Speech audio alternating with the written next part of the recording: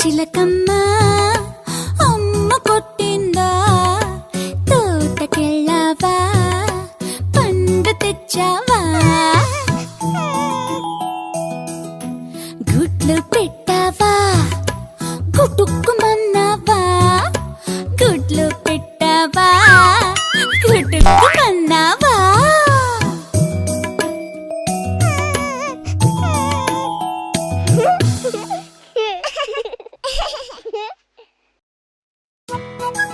అదిగో చీమ వస్తుంది.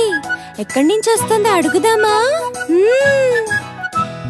చిట్టి చీమ ఎక్కడికెళ్ళావు? చిట్టి పాప పుట్టిన రోజు విందుకెళ్ళాను. విందుకెళ్ళి చిట్టి చీమ ఏం చేశావు?